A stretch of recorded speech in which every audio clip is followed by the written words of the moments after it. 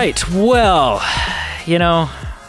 this is my favorite time of the week because I just love that intro music so much. I'm not that into the podcast. I just, that intro music. You literally just punch your way through 7 days of the week and 45 minutes of filler on the podcast just to listen to that 15 seconds of just wholesome goodness. And I mean, I honestly, if I thought there was a chance that I could convince my future wife to walk down the aisle to the theme song of our podcast. Oh man. Although the fact that that's a thought that I've had means it will be a miracle if I tie the knot anyways. When you literally just mentioned that, I literally had an instant of wow, that would be so amazing, and then it turned into a no, do not. I mean, we could turn a wedding into an episode. We'll have mics anyways. No. Oh, come on, man. Come on. We'll do a review of the film Wedding Crashers at a wedding. At my wedding. Yeah. Let's do it. So, before we get any further, I don't know. We used to, anytime we would have a guest on the show, you used to say we're not alone in the universe. And as tacky as I thought that was, you've grown to miss it.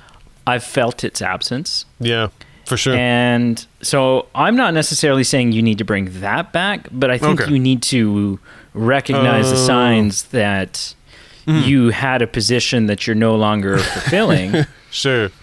And if the company decides that it's going to downsize, Yeah. If we're not going to if we're not picking up your option, then that's because you had good taglines and slogans and you've kind of dropped them. Well, I need to pick up some little slogan or catchphrase to segue into having a guest. I don't have it this week, but we do have a guest, and that's the most important part, and that's the better part. So I'm happy to say, yeah. A guest, by the way, who does have like an intro slogan, a thing that he says when he introduces himself onto, at least in the things I've heard him on.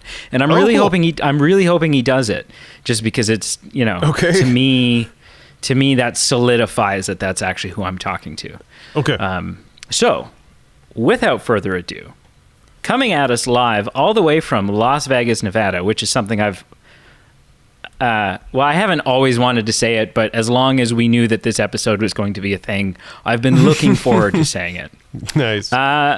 Tim Chizmar, welcome to the show. Hey, it's me, it's him, it's TIM. Oh my gosh, that is like so cool. If it wouldn't be a fallacy, I would get that on a t-shirt. I would wear that all around. And then people would come up to me and they'd be like, Tim. And I'd be like, no, what are you talking about? It would be a mixture of good and bad. You'd have some people who are like, oh my God, it's you. And then other people would be like, don't you owe me some money? Yeah, exactly. So would that be bad news? Like if it, should I, in order to protect myself, should it say it's me, it's him, it's TIM, and then underneath in parentheses, it will say warning, not the actual Tim Chizmar. That way I'm like, no one's going to jump out of a van and like throw me into it with a bag over my head, or is that not an issue? Right, your experience may vary. I think everyone everywhere should cosplay as Tim Chizmar. Exactly. That's which, interestingly enough, that costume is probably just going naked. I was gonna say, yeah. So the way that we're gonna get you in a second here to talk about who the hell you are and why the listeners should care. But the way that we kind of got in touch with you is through a friend of the show. So how many times has he... I guess he's been on the show twice now. Twice officially. Well, 3 including our fundraising live episode. Right. So Stefan Deschênes, who is the owner and operator, as he would say, of Bear Oaks Family Naturist Park. That's the way he says it. And it's not inaccurate. I thought you were going to say the owner and operator of that mustache. That too. That thing should come with all kinds of warning labels, and it is magnificent. It is majestic is the word I'm looking for. It honestly, it is the most. I saw it was his birthday the other day, and his wife posted pictures of 55 pictures for his 55th birthday, and there were some pre-stashed pictures, and it was a little jarring. It was a little disconcerting to see the face without the hairs on it. But wow. yeah, so he's been on the show 2.5 times, we'll call it. He came on to talk to us about the history of nudity in film. And he also came on to talk about the film Love Actually with us. And so both of those were fun episodes. We'll have them both linked down below. And he also came on. We did a COVID relief fundraiser back in March, April, May. Yeah, spring. When we thought that it was gonna maybe kind of be a quick thing, and we could COVID wasn't here to stay. Yeah. But yeah, we did a thing with him, and he came on and he donated some money to us with a caveat that we ourselves bared it all, and so we did. Well, I mean. We were naked.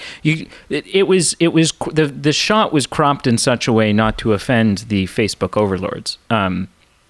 But yeah. So, anyways, you, Tim, are a sort of a regular fixture on Stefan's podcast, the Nature's Living Show. Yeah, I believe he calls me his roving reporter. And so, how did that come about? Well, one day I was roaming, and I decided to report. Good chat. Yep. No, I'll tell you, my original take on Stefan in the podcast was not good. I was judgmental. I thought because of the whole family aspect, I thought it was going to be stuffy and uptight. And I never listened to any of the episodes. I was like, oh, this is going to be so squeaky clean and just any fun sucked out of it. So I never gave it a shot until the guy was literally in Las Vegas and hit me up and said, do you want to do an episode of the podcast? And who am I to turn down going on a podcast? Sure. So that was my introduction to the guy. And then I was like, oh, wow, he's not like I thought he was at all. Like he's very progressive and forward thinking, and isn't stuck to some of the old rules of the old guard of nudism. And we had a really great talk, and then he stuck around at my condo and we chatted about a lot of things, and that opened the door to me listening to more episodes and then offering to provide some content. And one of my favorite episodes, he interviewed Kate Logan, the girl who, dropped her, she was valedictorian of her graduating high school class, and she dropped her robe and was nude and did her valedictorian speech in the nude in front of her, the parents and the teachers and the faculty and blah, blah, blah. And I'd always heard about this as like an urban legend. I knew the place where it happened. I knew the name of the girl, but I never, I obviously never heard from her, and I never heard any follow-up about it. Anyway, he got her on the podcast and interviewed her, and it was fascinating, and I thought it was amazing. And so I'm happy to be a part of his podcast. But in nudism in general, I'm a regular fixture on clothesfree.com, which is like a nudist channel, and kind of like a nudist YouTube, and they cover a lot of or uncover a lot of events. And yeah, I mean, I've ever since you want to start at the beginning? Yeah, sure. I mean, tell us who you are. Tell us, why are the movie men interviewing and sitting down and chatting with a guy named Tim Chizmar? I have no idea. You guys really should do a better job of screening. Well, the regular girl is on mat leave, and it's just hard to find good help. As long as I'm here. I've done some stuff in television and film and comics and pop culture and blah, blah, blah, blah, blah. And so, I'm going to swing through some of the bullet points and just talk and maybe some lessons will come up or some stories that you've never heard or whatnot. So I appreciate coming on, and thanks for giving me an opportunity. And I'll just blaze through some stuffs. Sure, yeah. And if we have any questions along the way, we'll let you know. If you have any questions, keep them to yourself. All right. Please hold your applause until the end. Mm-hmm. So I grew up in Pennsylvania, and my parents are convicted felons. They met on a bus coming back from prison.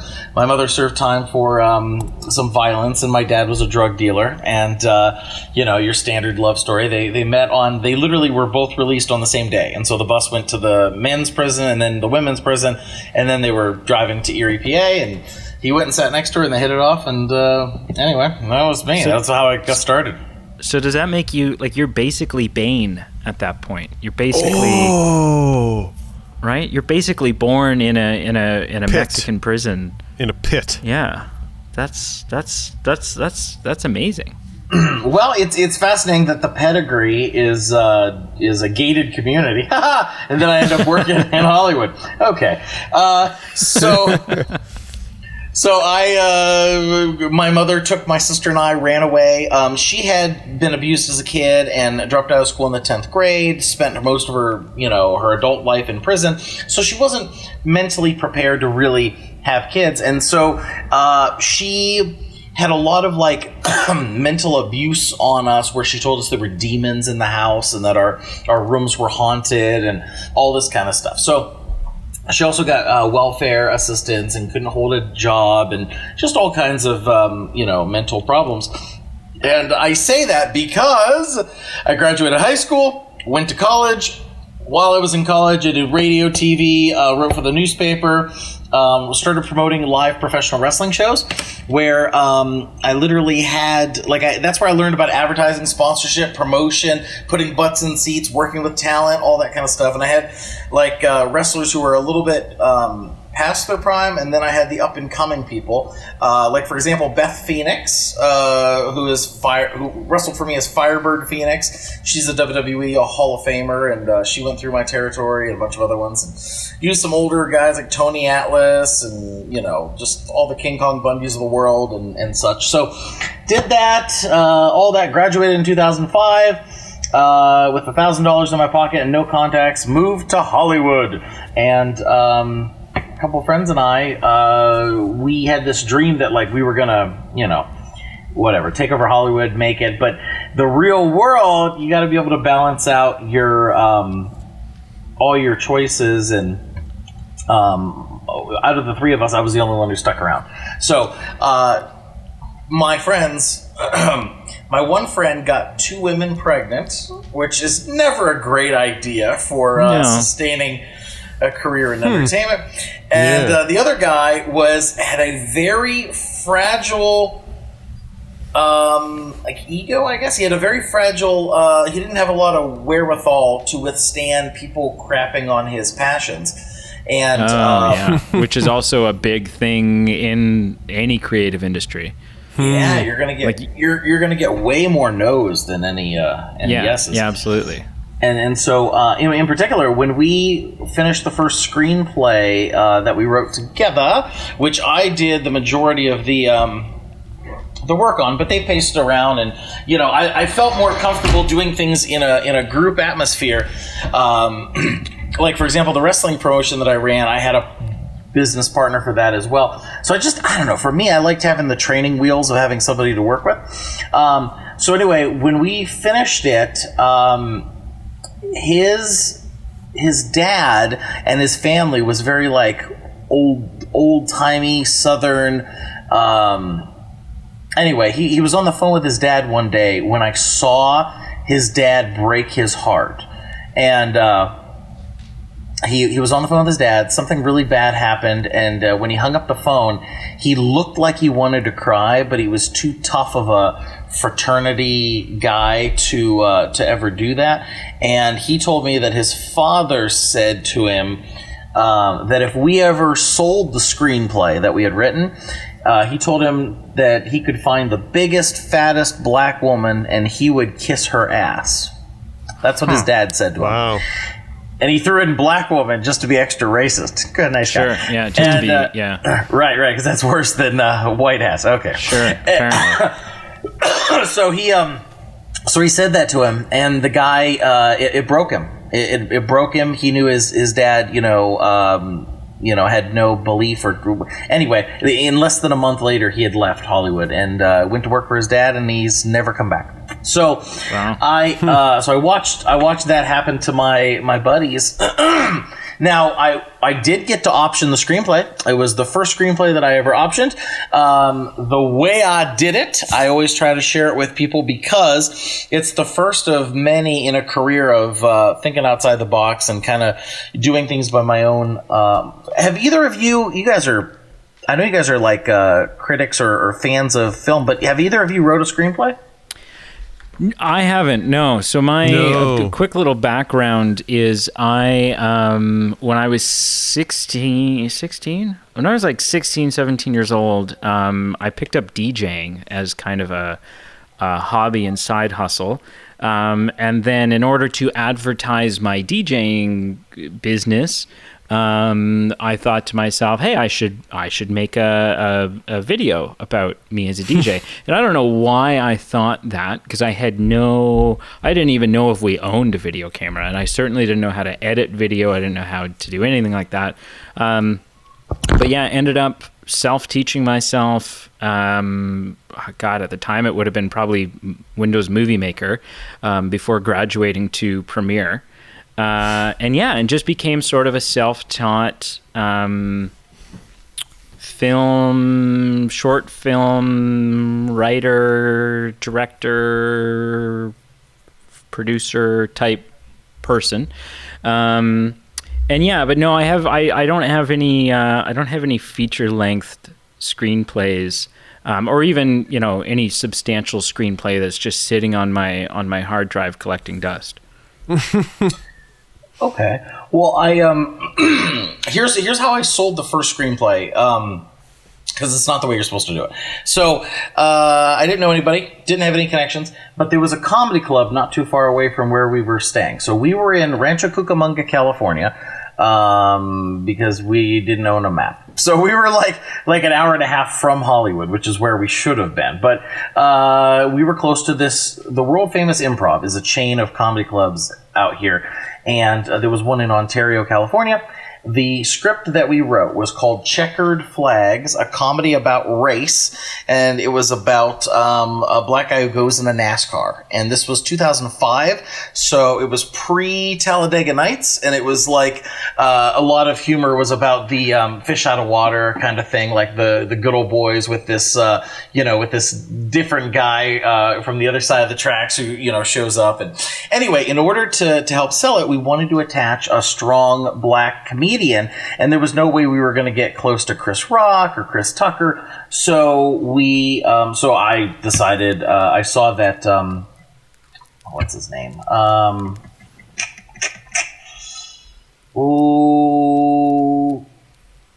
It escapes me right now. There's,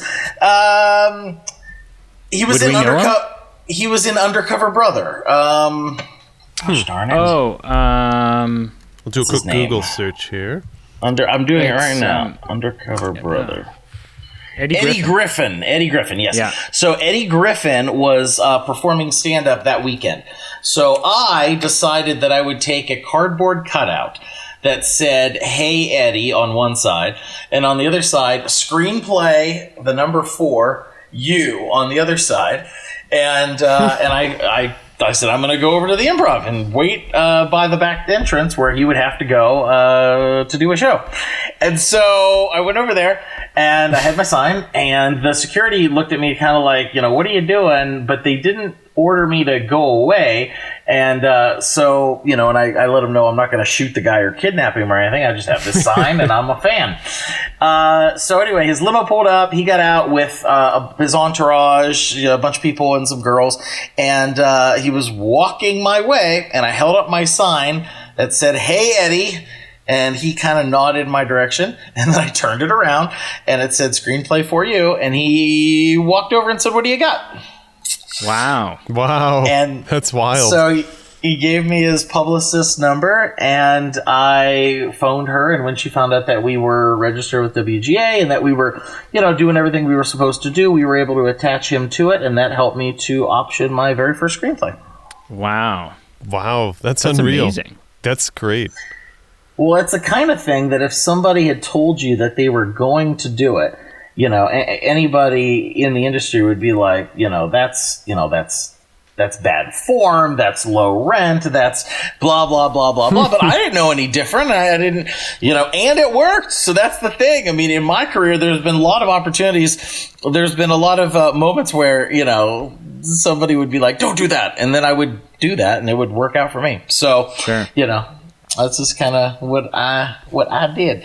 But like, for example, after my friends kind of petered out and I was left on my own, I went into stand-up comedy, and the whole reasoning for stand-up, I had been in an improv troupe in college and stuff, but the reason I went into stand-up and ended up being a touring headliner for like 13 years was because I wanted it to be me and a microphone. I knew that I was sick of these partnerships that didn't work out. And so I went into stand-up because it's a brick background and a microphone and me. And if I'm funny, great. If I'm not, that's on me. It's just I take it on myself. I'm sick of other people letting me down. But here's the thing. Very early on, I learned that stand-up comedians have zero power. You are the lowest rung on the totem pole, and you're looking up to these bookers and the comedy clubs and the venues is like, please, sir, I'm funny. Please give me a shot. And I had come from the world of promoting pro wrestling fights and events and dealing with sponsorship and promotion, advertising, all this kind of stuff. And so for me, I looked at it like, I don't want to just be a comic. Please give me a spot. I wanted to be the booker promoter. And so my idea that I had was, since I had come from stand-up comedy, from pro wrestling, I thought, why don't I combine pro wrestling and stand-up comedy? And so I had two comedy coaches at the time, Gary Cannon and Johnny Dam. And I asked Johnny Dam first. I said, I have this idea, a little out there, but I'm thinking of combining the elements of pro wrestling. So, the MC would wear a referee shirt, and there would be feuds and fights and title belts and good guys and bad guys, and it would be predetermined, just like wrestling. So I can build up to big events and touring stuff and blah blah blah. And there'd be stables and just all the elements of wrestling. And he told me, he said, Tim, that's the worst idea I've ever heard. If you want to work in this business, don't tell anyone that stupid idea. And I said, oh, okay. Oh, wow. I didn't expect that. And I kept it to myself for a while longer. And then it just kept kicking around in my head. So I mentioned it to the other guy, and Gary Cannon said, that's the greatest idea I've ever heard. Let me call the general manager at the Ontario Improv and get you a night to try it out. So, wow. Yeah, I ended up getting, I think it was a Tuesday, which is, in stand-up, you want to be as close to the weekend as you can. So it was a pretty rough day to start off. But we not only did we do really well, and it became a hit, we ended up doing, I ended up doing Ontario, Irvine, Brea, Hollywood, the John Lovitz Comedy Club, touring. We would hit max capacity. We're turning people away. But the thing is, not only do we have the interest of comedians who loved wrestling, like Ralphie May and Gabriel Iglesias and Brad Williams, and all these guys, but I had the wrestlers who lived or were visiting in Southern California and didn't want to wrestle. So they didn't want to travel and they didn't want to wrestle, but they happened to be in the neighborhood. So the first person who hopped on my very first show was, I don't know if you guys follow wrestling at all, but his name was Rob Van Dam. And I actually have a question for you about wrestling. Is this a good time?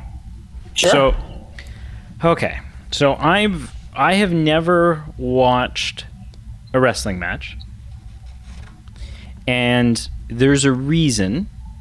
And I've had people tell me that it's a silly reason and that I should just watch wrestling, but okay.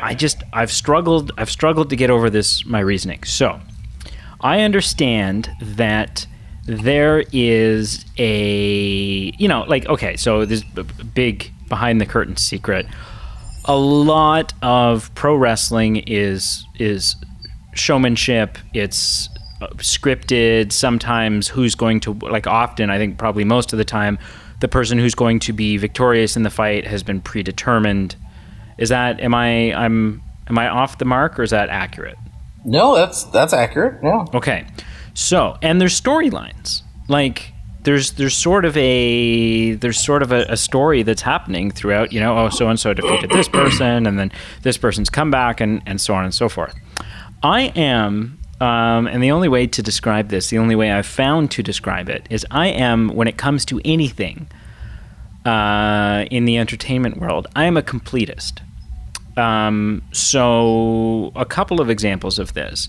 When I first got into the Assassin's Creed video games, I think there were like 4 of them out at that point, and with the exception of like the modern day Desmond story, they were kind of pretty much standalone games. But it didn't matter to me. I had to go on eBay and find myself Assassin's Creed 1, Assassin's Creed 2, Brotherhood, and then I think I was ready to play Revelations at that point. And I couldn't do it any other way. Another example is Pete is a big 007 fan, specifically the Daniel Craig 007. Mm-hmm. And Pete is, and myself included, very excited and looking forward to the release of No Time to Die.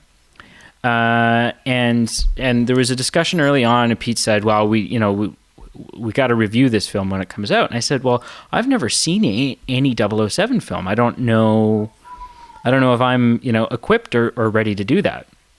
And Pete said, "Well, you really just have to watch the Daniel Craig ones, and that's probably fine." And I said, no. If we're going to do this thing, we're going to do this thing properly. And so over the course of the last year, we watched and reviewed every single friggin' 007 film, including the 2 non-Eon, like the ones that aren't produced by Eon, so they're technically not in the same loose canon continuity. But yeah, so when it comes to something, I'm like, I gotta just start from the beginning. It's the reason I'll never play the Final Fantasy video games, is because there's too many at this point, and I don't know how to go back and track down the originals, and I don't know how to do, I could never get into Bold and the Beautiful because I don't have enough life left. There's not enough life in me to go back and watch a sitcom, or not a sitcom, a soap opera that has like 15,000 episodes at this point. And so I feel this very same way about wrestling. I don't know how to just jump into pro wrestling at this point because there's stories, and I'm always going to feel like I'm missing something that was prior. I'm always going to feel like something has to be explained to me in order for me to really get what's going on. Am I way out to lunch on this? Yeah, because there's there's multiple characters. So each character's arc could start as early as you starting to watch it. So for example, there's talent on the independent circuits that just got hired today, and so that's their first day in the company. So you following that person's career. And the other thing is, just like a lot of sports, you could be invested in somebody and then they get hurt or die or whatever. So, you should just give it a, well, first off, you could go the rest of your life and never try it, and that's okay too. But if you wanted to, I would say try to pick something that's, fun. And since you didn't grow up with it, there's no nostalgia. So it's not like you're going to, like, you were never a Hulk Hogan kid? No, not at all. Hulk Hogan, Undertaker, The Rock, all of that is I think the closest thing I've ever come to watching wrestling is in the first Sam Raimi Spider-Man, when he's in the ring with Bonesaw or something, and that's it. That's the closest to watching a wrestling match I've ever come. Oh, interesting. And even you guys are you both Canada guys? Yes. Yeah. Okay. Ontario, represent. Well, the Harts are huge in Canada. Bret the Hitman Hart, who is a friend of mine, and I've done some work with. The Hart family and Stampede Wrestling, and that's a big part of Canadian culture up there. So I'm surprised a little bit, but fame is relative, and I would love to see you give it a shot. Try something fun like the Royal Rumble or something that has a ton of personalities, so you can get a little a chuckle out of it. What I thought you were going to say is the thing that usually makes people not want to watch wrestling, which is the that they can't get over the fact that it is that it's predetermined. And my stock answer for that is that it doesn't stop you from watching your favorite fight scene in a movie. Nobody watches a Marvel film and they think for a second Thanos is gonna win the day. Like it's dramatic reenactment of ritual. You were talking about James Bond. You never put in a James Bond movie thinking that the villain might kill him in the third act. You know it's not going to happen. Then why the heck do you watch it? You know? Well, and it's no different than like Man versus Wild or something, right? Where you're looking at it and you're like, oh wow, Bear Grylls, and he's really isolated, and you're going, well, yeah, except for the guy with the camera, and then the guy with the mic, and the guy with the like. And they're not isolated. So really, yeah, he's not scaling this cliffside by himself. But, you suspend that disbelief a little bit and you allow yourself to get lost in it. It was the same thing with Survivor, right? I just went back and watched the first season of Survivor, which is something I hadn't seen since, and I don't think I've seen any seasons since, but I remember when Survivor first hit, and it was like this big, it was like American Idol, right? It just kind of swept the nation. Everyone was watching American Idol. And it's so fun, or everyone was watching Survivor, and it's so funny to me because I used to think when watching Survivor in the first season, along with the rest of the world, I used to think that Richard Hatch, which was the guy that spent the entire first season on the island, basically spent the whole season naked. I used to think this guy was completely out to lunch. And then, having Stefan on the show so many times and having good conversations with Stefan, I'm a little more like, oh, okay, well, I mean, he was on the beach and it was sunny. And everyone else was like making clothes out of leaves, which doesn't sound comfortable to me. So maybe he was the intelligent one on the end. But again, I go back and I watch Survivor and I think to myself, is this all as authentic as it seems? Not really. There's camera crew set up and there's generators and nobody on this island is going to friggin' die of dysentery. Nobody's going to.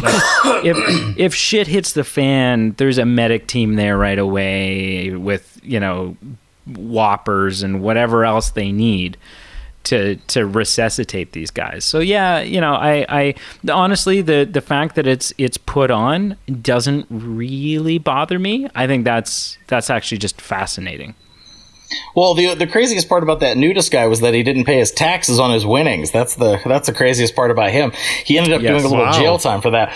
But Mick Foley, this famous pro wrestler, wrote a book called The Real World is Faker Than Wrestling. And he talks about his experience working with reality television, and he gives all these examples. So it's specifically in the book. Just how things are set up. And I mean, golly, we're finding out more and more about how, things aren't the way they're presented to us all over the place. So, Sam Kinison had a great bit. He used to talk about those commercials that would be for the starving kids in Africa, and how, just 35 cents a day or whatever can save the kids. And then he would start screaming and ranting, well, what about the cameraman? Why don't you put down the camera and give him a sandwich? And, it's right. So that kind of, that's been around for a long time. But anyway, that's so I did it. I combined the wrestling and the comedy, and we had a touring brand. And a few years into it, by 2010, I actually sold my first TV show to the Country Music Channel, and that was Championship Comedy. So that idea that the guy told me not to do got me my very first TV deal. Right. Okay. Tim, can I ask you a question that's kind of reflecting or resonating with me, kind of as you've told your story so far, and you've talked about. It sounds like a war of attrition. Like, a lot of people come to Hollywood, and that seems to kind of be like the fairy tale story. We all move to Hollywood, but very few actually stick it out and stay to have success stories like you are telling right now. And you mentioned, like, you have to have thick skin. You got to be okay with people saying no more often than you say yes. And just, like you said, getting crapped on for any creative idea that you have. And so I guess I got like a really quick two-part question that I just really want you to answer. One is do you think you just had that personality that was like that could just move past those criticisms and people saying no, or is that something you developed? And the second is like, how do you determine like when you say, okay, these people are saying no, I'm just going to drop it, or how do you know, no, I'm going to, that person said no, I'm going to switch it to the next person because they might say, yeah, that's the greatest idea I've ever heard? Well, it's the first part of your question. I think I stuck with it because I hate real jobs, and we all kind of exist in a comfort zone. So what I'm more comfortable with, for good or for bad, and I've certainly done enough, therapy, because there's both. But remember, the way I grew up was watching my mother manipulate the system.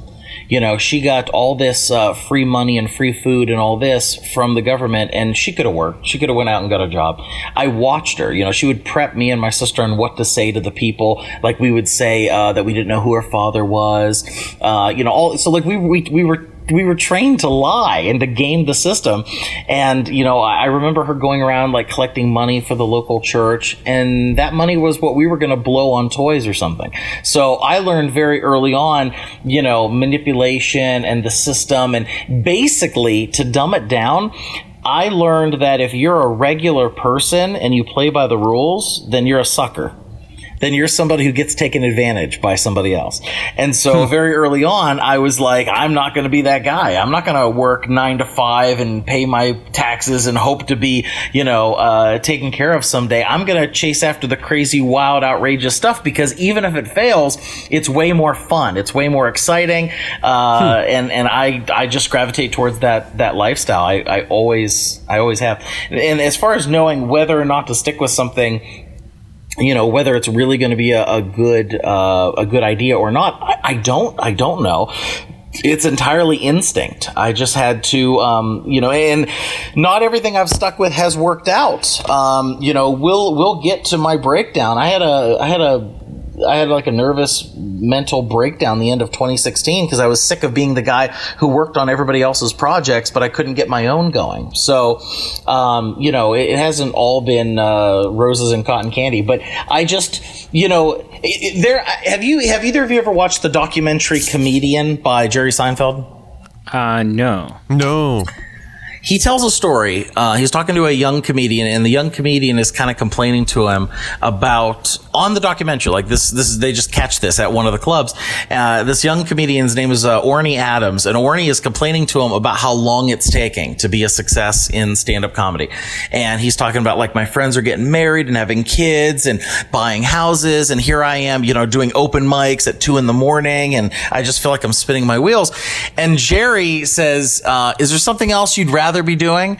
Is there something else that you really want to have that kind of life? Let me tell you a story. And then he tells him the story about this band, this 12-piece band or something that had this gig that they were going to be doing. Well, there was a problem with the traffic, and their flight ended up landing a few miles away from their gig, and they couldn't get a ride. And so they're walking in the snow, and they're carrying their instruments, and they're trudging along, and it's cold out. And on the journey, they see this little cabin, and they look through the window, and there's this beautiful Norman Rockwell scene where there's this family, and the dinner table's set, and the kids, and the wife is beautiful, and they're all sitting there, and there's a fireplace, and these guys are out in the cold shivering with their instruments, lugging it to their next gig. And they look in that window, and they look at that family, and they look at each other, and they say, how can people live like that?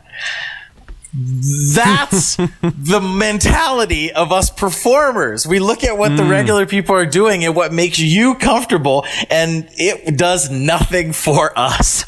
We want that excitement and that craziness and that next gig and that next event and that next job, and that's just what some people are wired for it and some people aren't. And this is what I love. Yeah. So can I ask you about your I want to ask you about your stand-up comedy stint here. I'm looking at your IMDb biography, and sometimes these things are accurate and sometimes they're not. So I want to run a couple of names past you here. And I want to, after I say each name, if in like 100 words or less, if you can just give us the quick why that name is on this list of people who you've rubbed elbows with. Why the name's on the list and how it happened and sort of what that was like. So we have names like Jeff Foxworthy.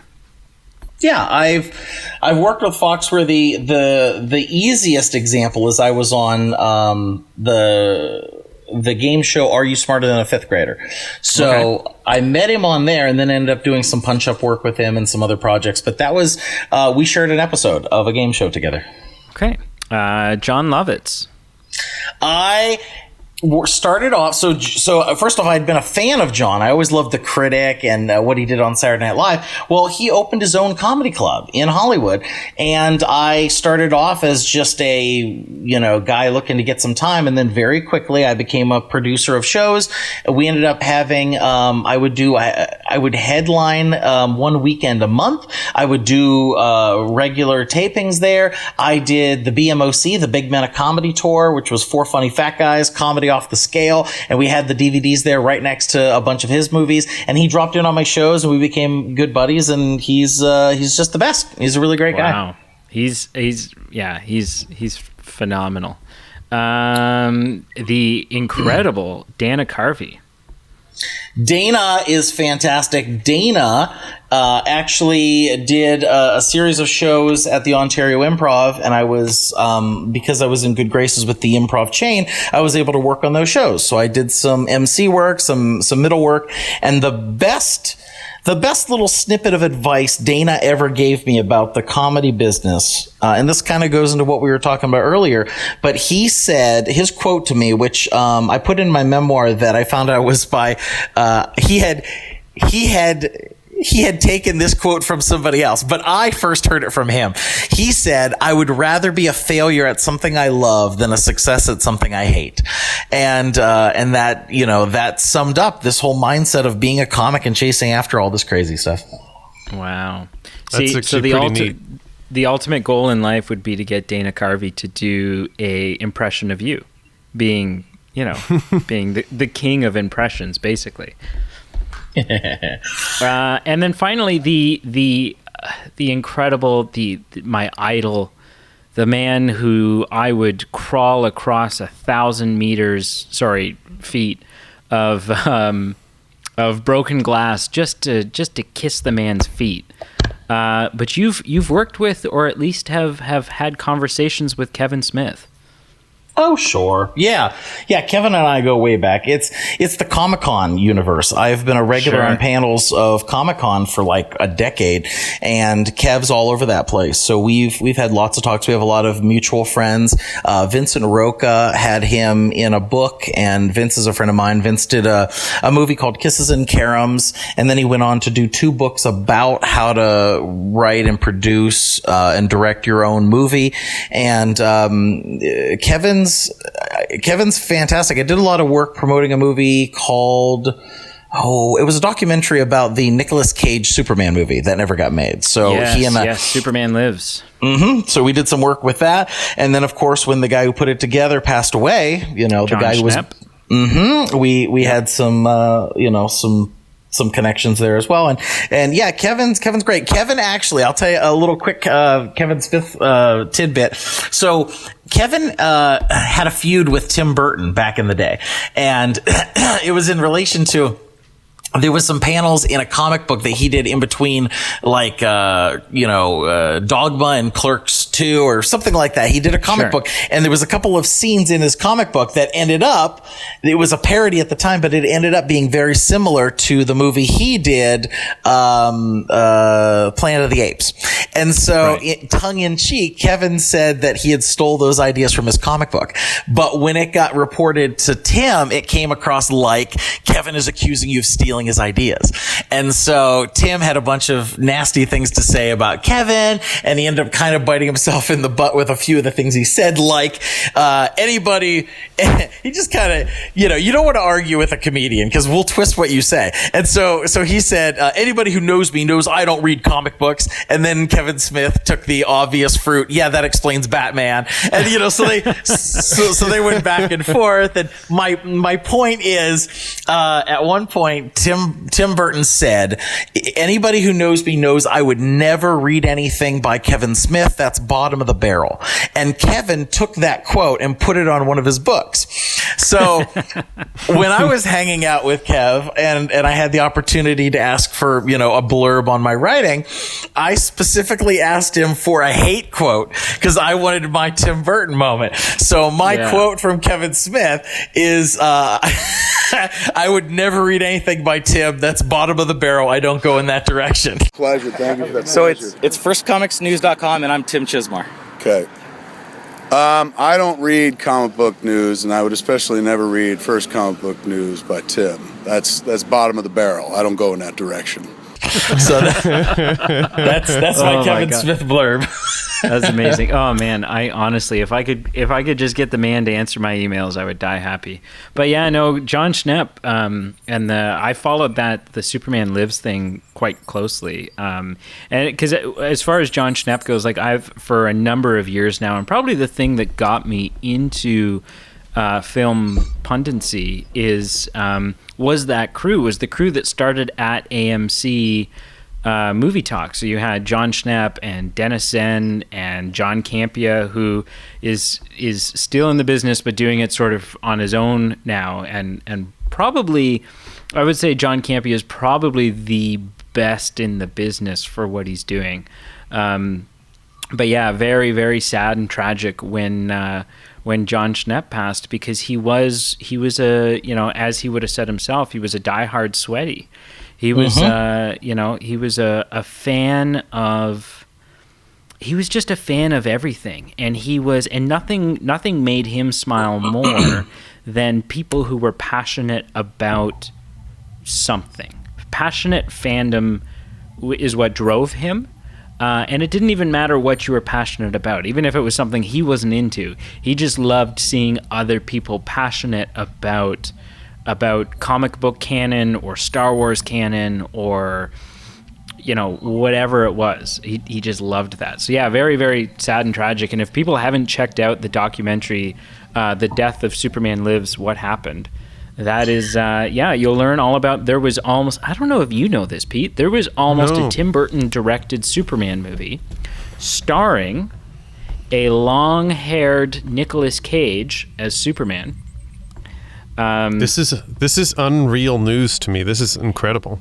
Yeah. Oh yeah, there's test footage of him in the suit. There's all kinds of stuff. Wow. Yeah, I'll send you stuff. And then Kevin Smith was brought in to do a screenplay. And had a meeting with one of the producers. I can't remember the name of the producer, but the producer was wanted all of this weird, clearly had never read a Superman comic, and clearly had probably also never seen even the Donner, Christopher Reeve Superman movies, but was wanted all this really weird shit in the movie. And Kevin kind of kept appeasing him until Kevin was no longer on the project. And one of the things that he wanted was he wanted Superman to fight a giant mechanical spider in the third act. And Kevin was like, what? Really?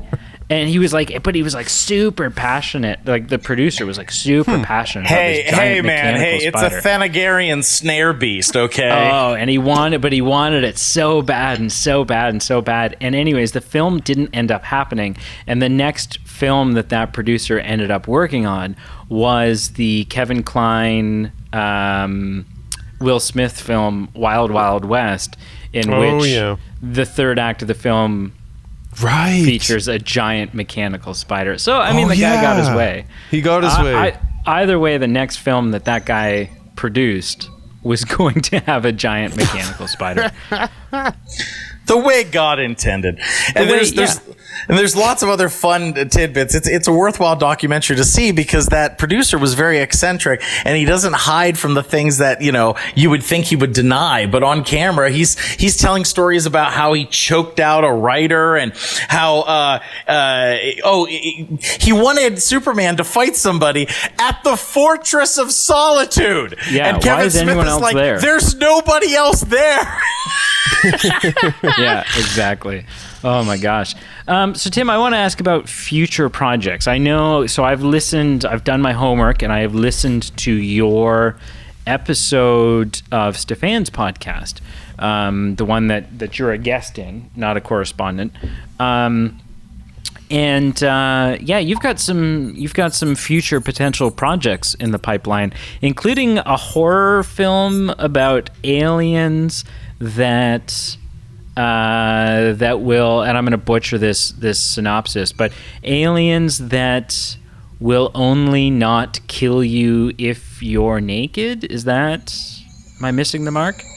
No, that's about right. I've been a member of the Horror Writers Association. I have novels out, wrote for magazines, Fangoria, stuff like that. I've done a ton of things at the same time. That's why it's kind of funny when I do these kind of interviews. It's like I kind of have to pick a lane and talk about the things in that lane. But the truth is, from stand-up to Comic-Con to horror to nudism to whatever, I've done all this stuff at the same time. And I wrote a screenplay back in 2013 for a movie called Naked Alien Massacre.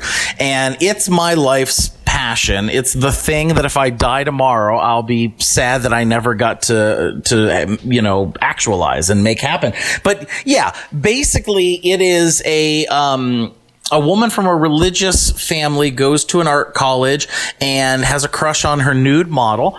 And it's totally okay for him to be nude in that setting.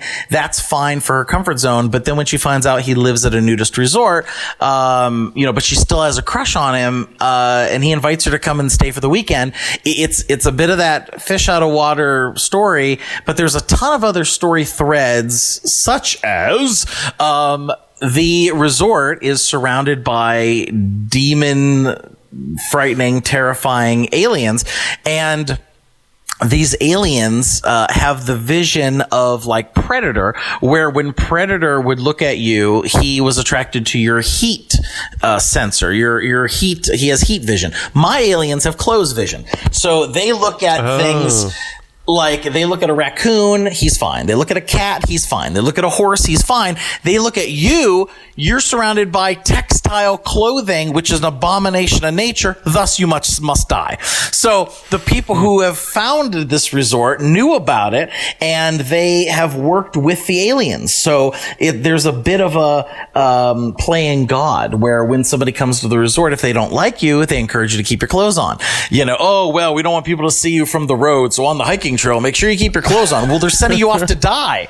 And then if they really like you, well, it's a nudist resort and we really appreciate that you will get naked and join in. And so there's a little bit of that. And then there's a crazy ranger in the woods who is the conspiracy theorist who's been waiting for his moment to take down the aliens. And there's all this other stuff that come into play. There's the stylistic choices of these creatures and aliens. And then for me, as a nudist, I want to have that discussion that, I don't want it to be overly sexual. I just want it to normalize nudity. So there's these naked people who are having a full-on movie, and I want to have that discussion where people bring up the nudity and they show their signs of ignorance. And I want to be able to stand behind it and say, so what? Like it has, the scare and the violence and the grossness of a great horror flick, and they happen to be naked. And so what? Deal with it. And I just want it to be part of the story. So that's my, but I've never, it hasn't come to be yet. So, well, I'll tell you what. A couple of months ago, we sat down and interviewed J.P. Riley, the director of Act Naturally.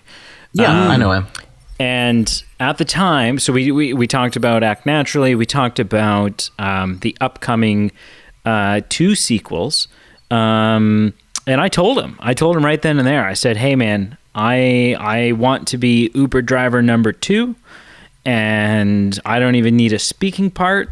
I will work incredibly cheap. I just want to be in your movie, man." And that's what I told him. and I haven't heard anything. So, Tim, I want to be Uber driver number 3 because you can't. I think it's embarrassing to have the exact same credit in two separate films. But Uber driver number 3. I will work incredibly cheap. I will, I'll do what I'm told. I'll show up when I'm told to show up, and I'm. Well, I've got all the contacts with Lionsgate and Shudder and all this kind of stuff. I have Stefan has graciously invited me to shoot at his resort in Canada. I also got the invite to shoot at the same resort that JP's movie was in, Act Naturally. I mean, hey, if you're gonna shoot in Canada, because the thing with JP's thing was like, okay, I gotta figure out how to get to Arizona. Because I think that's where it was. I gotta figure out how to get to Arizona. I gotta do this. I gotta make a whole, But if you're like an hour and a half down the road, good Lord, man, yeah, I will. Let's make it happen. I will. I'll do a lot of shameful things to come be in your film. Oh, fantastic! Yeah, you mentioned Wikipedia or IMDb. It can be treated like Wikipedia, where people take credits off or add credits, or things are in planning to be in production and they never are. I raised this on a movie for a horror flick called Middle of the Night, and my credit's not on there. And I've done a ton of stuff, but that's the one thing that I've done punch up work with Sandler flicks and all this kind of stuff. Pilots and blah, blah, blah. Like you were talking about what I'm doing now, in Vegas over the last few years, I've worked, there's a comedy we did last year called The Year of Laughing Dangerously. I'm the co-lead for it. And it has a bunch of 80s action stars in it and pro wrestlers and, scream queens and all kinds of people. But that's great. I'm doing a movie with Mickey Rourke in Santa Clarita. It's like a bank heist flick. I'm doing a movie with Randy Couture called Dark Angels Demon Pit that's shooting out here in Vegas. Working with three TV stations, streaming, boxing, books, publishing. I'm doing a TV pilot with a psychic and a beauty queen and all this stuff that I stay busy, but it's something that I really want to, that's my heart and soul and passion is in, like Naked Alien Massacre, which I even feel bad having tried to raise money for so long and nothing really comes together for it, that I may change the name and adjust the script so that I don't have that stigma over it. I kind of feel like the boy who cried wolf. It's been years, what a shame though, because I'm thinking about the plot of the film that you're describing. I've heard there's a million films that are horrible films that have been made that don't sound anywhere near as good as what you're talking about, or have even a hint of semblance of any sort of story. That's just like, what was the point of this movie? This point of the movie was just so that someone could make a movie, and there's no actual passion in it. And so that, I would say that grinds my gears a little bit, because there's some utter trash out there that has clearly gotten funding from someone. I have to agree with what Brady's saying. This is such a unique twist, and it's so, I think that there are so many kind of just insert template films, whether it's about naturism or horror, that fall into kind of the same tropes. And this sounds so dynamically different from both those genres that it just seems like such a fresh take that, it would be a shame if you had to kind of walk away from some aspects that you love so much just to get kind of approval. So I guess we'll see what happens. I think I've resigned myself to the fact that I may just have to, put it all together myself. Are you guys fans of Pascal Laugier? I can't say as I know the name. I'm embarrassingly agreeing. Sorry, I don't know the reference. I think he most famously is known for Martyrs, but he did The Tall Man with Kate Beckinsale as well, and he did Incident in a Ghost Land. But Martyrs is the one that really put him on the map. And he's a director, yeah. Yeah, writer director. Anyway, he did a movie that was panned. That it was like, oh, it was too neutral, too middle of the road.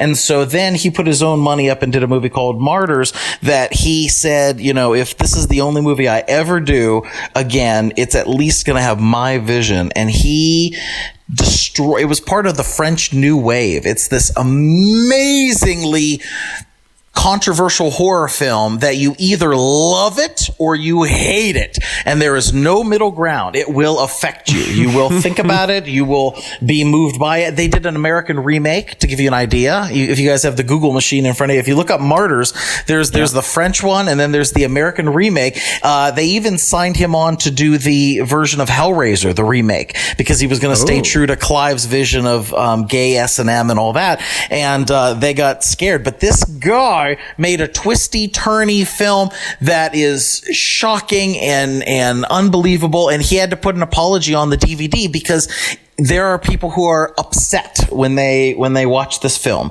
That's how unconventional it is. Anyway, I feel like Naked Alien Massacre might be mine. It might be my one of two of my favorite films. Like I'm a cinephile. I love movies in general. I have lots of you can love films for lots of different reasons, but two of the ones that really stay with me was Bloodsucking Freaks and I Spit on Your Grave. And I have for the longest time championed. I have seen I Spit on Your Grave. The original, the 70s one? Yeah. Great. Well, I know Mayer Zarki, the writer-director. I was at the premiere for his official sequel, the one, not the 3 remakes. So they remade it and then made 2 sequels to the remake. But he came out with I Spit on Your Grave Deja Vu, which was the legit remake to his original. And I was at the LA premiere and hung out with him and his family and all this. And he has been so misunderstood in relation to his movie because he made it because him and his daughter were going through a park in New York City when they came across a woman who was naked, who had been assaulted, who had been raped, and they took her to the cops. And at that time, this was like late 60s, the cops then berated the woman about how were you dressed, how were you acting, all this, like putting it on her. That and the fact that this happened in front of his daughter affected him in such a way that he wanted to write a movie about a woman who was raped and then got revenge on all the people who raped her. And anyway, my point is he made that movie, and then what ended up happening? The critics looked at it like he was glorifying the rapists, like he was like this was a movie anti-woman, when it's the exact opposite of what the guy tried to do. So I'm aware of these kinds of things in trying to do a movie with social nudism, but, I feel like this is the hill I want to die on. So I want to get that one movie out, try to put my vision out there. It may be misunderstood, but at least I want to give it a try. I mean, that's my artistic vision. Right. Pete, do you have any other questions for Tim? Let me just look at my list quick. You answered, actually one of them, Tim, just with like movies that you found influential. And so you just answered that. Actually, the only other thing I think I want to ask is, and again, maybe you answered some of this too, as far as just rolling with the punches and, just accepting some no's and just waiting till you get the yes. But is there something you would have told younger Tim when he moved out to Hollywood that you learned? Because it sounds like right from the get-go, you learned pretty quick. You gotta take some abuse as far as people saying, this sucks, or give up, or even some people's parents even not having confidence in them. But is there something you would have told your younger self, whether that, hey, this gets better, or hey, this that you think you like gets worse, aim for this, or something else, like something that you maybe didn't realize going into the profession and the career that you are, that changed for the better or the worse, that you would like to tell younger self, hey, this is just a heads up? Yeah. The most simple thing, but for some reason people make it the hardest thing.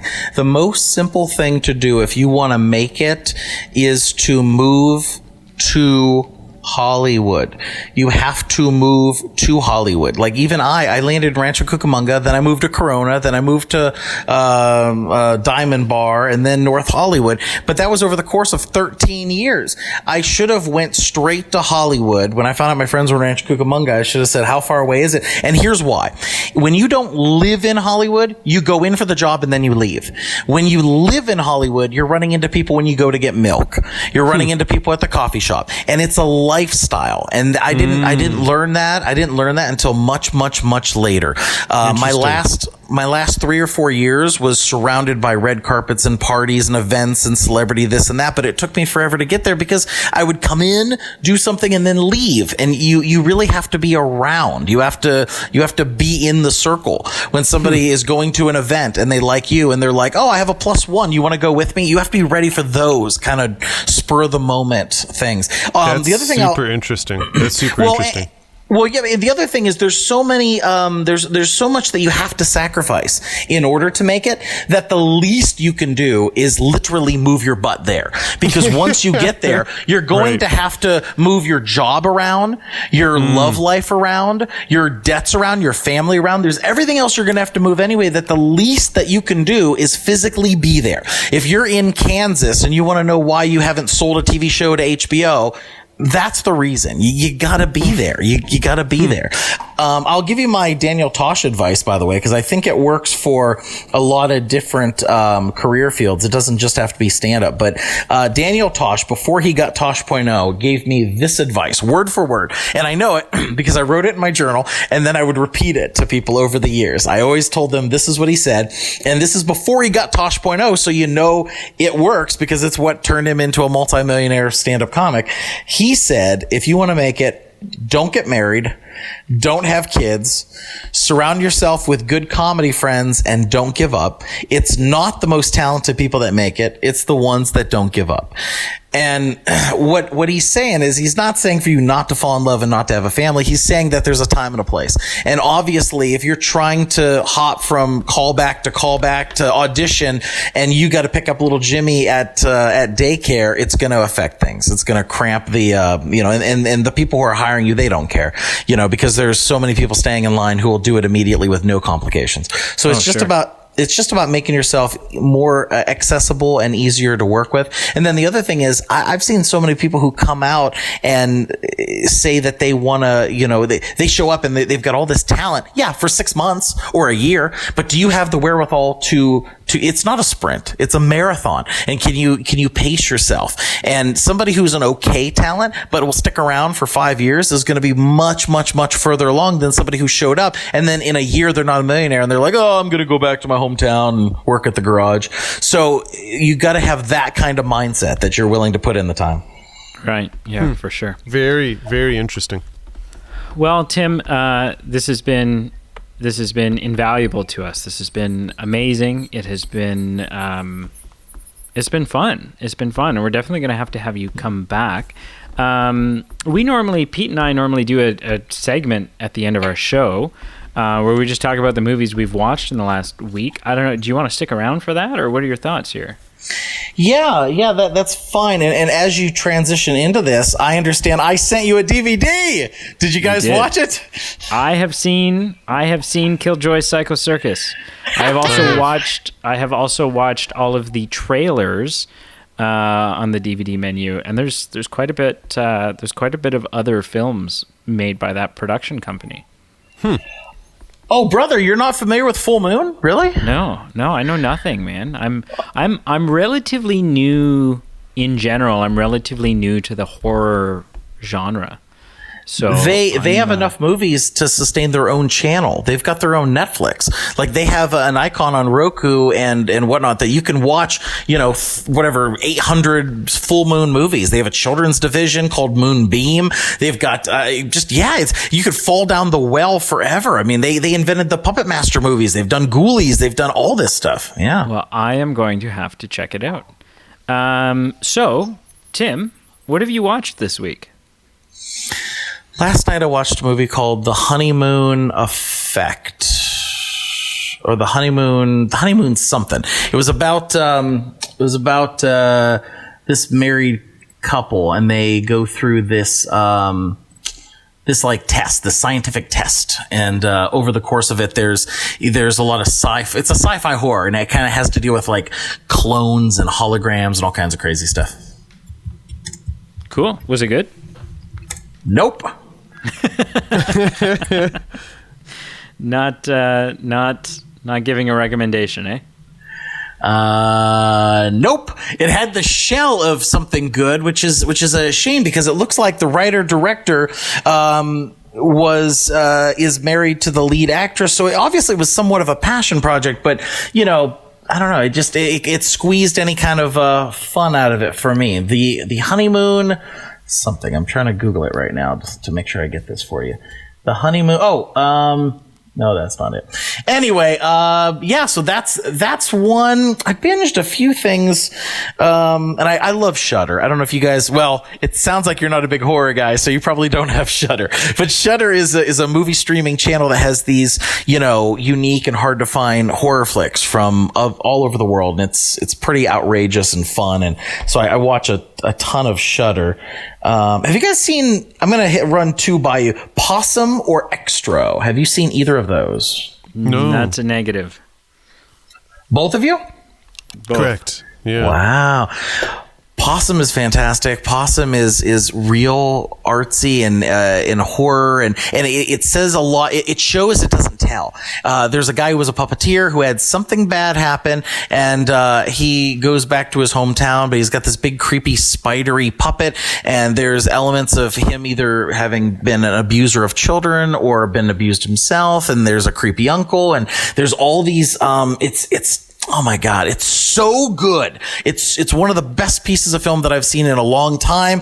I showed it to my buddy Mark Savage, who directs tons of films, and I work with him a lot. And I highly recommend you check out Possum.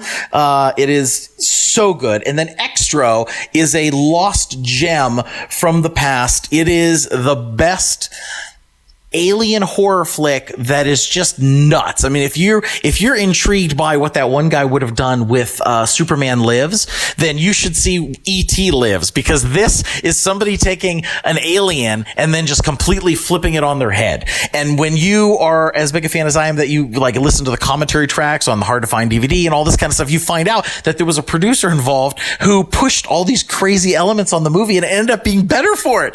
Like he has a Black Panther loose in the house. You're like, what? Where did the panther show up? Why is there a panther here?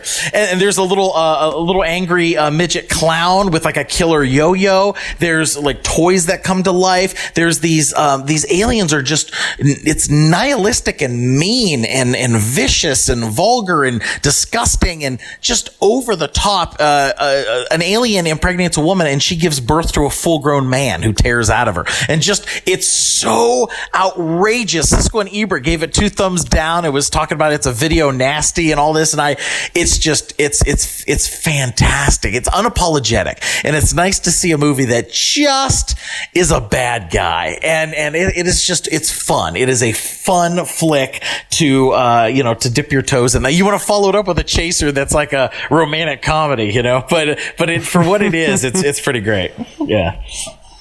As of 2 seconds ago, I am now experiencing a 7-day free trial to Shudder. Yes. We shall. We'll see how this goes, and I'll have to keep you updated.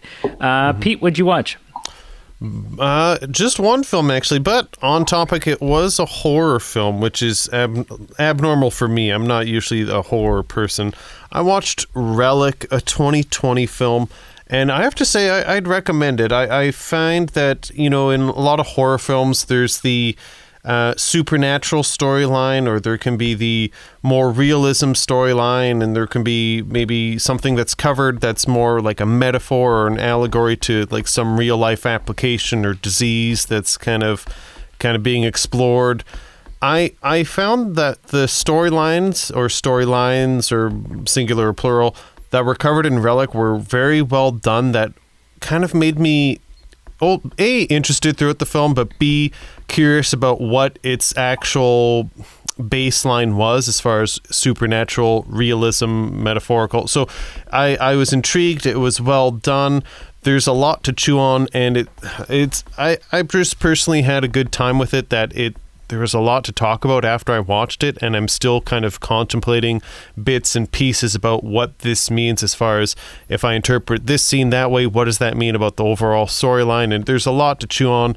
It was not the most scariest film I've ever seen. It wasn't like a psychological thriller that I'm just puking in the corner because it's made me so uncomfortable. So it wasn't the scariest film, but it was well done.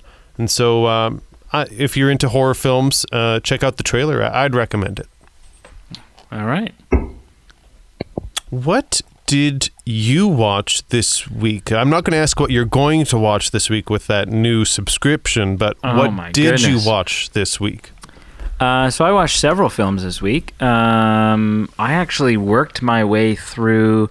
I thought I had seen all three, but it turns out I had only seen the first two, but wasn't missing much. I watched the 3 Hangover movies with like Bradley Cooper and you know what? Ever since A Star Is Born, I really like Bradley Cooper, and so I went into it thinking, okay, yeah, I should give this another try.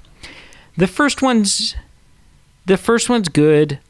The second one I think is a little bit better just because it's like there's a lot of symmetry. It's following a lot of the same beats as the first one, and that's kind of funny. Like it feels like it's just a rehash, but it's done in kind of a funny way. Like the whole time you have this kind of, oh my God, how could this have happened again? Irony to it. And then the third one, they're not even hungover.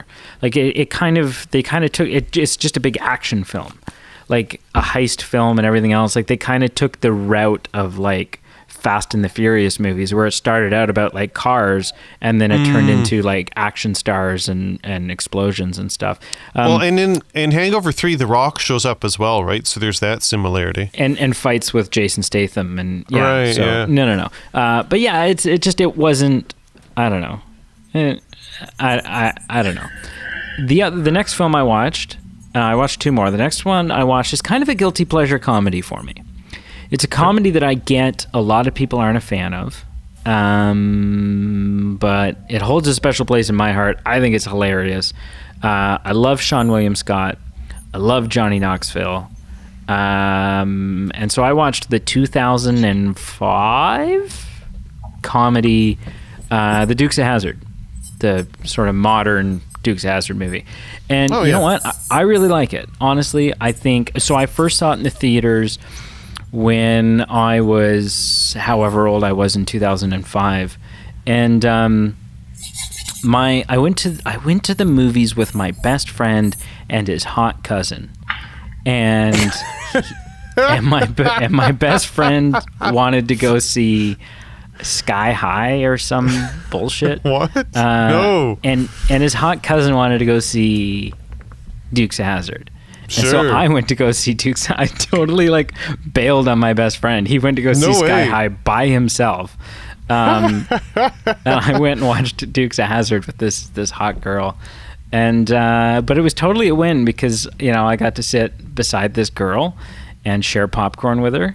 And I didn't even know at the time that there was like topless girls in the movie, but I was like, I don't know, 13 or 14 or something at the time. And I was like, right on. Like I was like, I picked the right movie. What is my friend doing? And then during the film, like someone dropped $100 and you said, "Excuse me, sir, you dropped this," and they said, "You know what? Your honesty is reward. Keep it. Here's another $20." The story just keeps getting better, right? It just got better and better. But yeah, mid-pubescent me was cloud nine. The final film I watched was a film that I didn't choose. Someone was like, "I'm going to put this on. Is that okay?" And I'm like, "Yeah, okay." I mean, I didn't object. I wasn't like objecting to it morally. I was just like, I don't know if it's my type of film. But Sure. on Netflix, I watched the film Burlesque. And honestly, wow, three thumbs up. It's the music's great, the visuals are great, the dancing's great, and Burlesque is just a fun story about an industry that I feel like not a lot of us really know a lot about. And so it was kind of a fun eye opener film, and definitely worth a watch if you haven't seen it. Cool. So, wrap this thing up, dude. Perfect. Well, thank you everyone for listening. Also, Tim, thank you so much for joining us, taking a time. If the listeners haven't done so already, please check out the links to our other episodes to our show. Check out our social media pages. Please like, follow, subscribe, Facebook, Instagram, Twitter. You can check out our Patreon page, our merchandise page. It's a way for you to help support the show, help maintain it, help it grow. It's a way for us to give some perks back to you. Again, thank you for listening. And yeah, Tim, thank you for joining us on this. Ah, you're killing me. You're wrapping up, and I had all these notes because I was being quiet while you guys were talking. I had all these little dot dots. Hit us with it. Hit us with it. What is it? Okay, well, here's a couple of. I'll promise I'll be quick. For Shudder, since you're going to it, I have 2 recommendations on Shudder. I won't go into the whole thing. I'll just throw the names by you. 2 of the best horror movies that'll be unique and special and out of the box that you've ever seen. The Golden Glove. And the other one is called Angst. I don't want you to ignore them because they're a foreign film or something, and you're like, oh, this isn't for me. I'm telling you, The Golden Glove and Angst, you've never seen anything like these. The other thing is, I was at the premiere for Hangover 3. A couple of my friends are in it. Great guys. Cool. I have stories about that and the director, but another time. And then my book, I just had a new book that hit 2nd edition, and it's called Modern Madness, Gateway to the Grotesque. I have an interview with Clive Barker. I have an adaptation of the Naked Alien Massacre screenplay into a novella. I would love for people to check that out. And then one very last thing I will say, there's a movie out there, the best comedy in the world, and it's not just me saying it. Jimmy Kimmel, Mike Judge, Quentin Tarantino, Vice Magazine, they all champion it, but it has not had mainstream attention, so I want to run it by you guys. Have you ever heard of Windy City Heat? I know the name. I haven't seen it.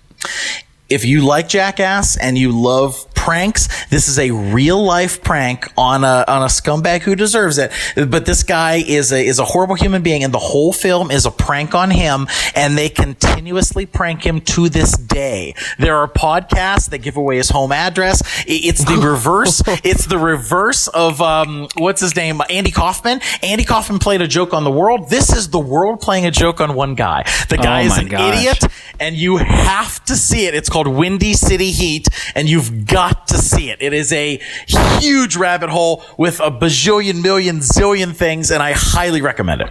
Okay, I'm looking it up as we speak. And listen, guys, every possible link to every possible purchasable or supportive thing that Tim wants you to see, he's going to send to me, and it's going to be found in the show notes below. So you're going to want to check that out as well.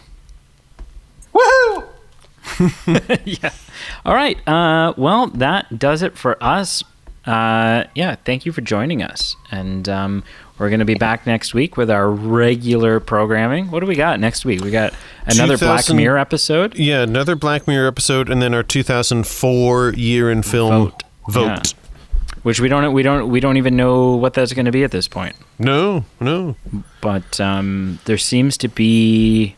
There's a lot of love headed the way of National Treasure. Yeah, so I think that could be that's a thing. Exciting. Speaking of IMDb and films that are on IMDb and you don't actually think are ever actually going to be made, National Treasure 3, I'm pretty sure, has been on IMDb. Yeah, that's right. For far too long. Let's get that thing greenlit.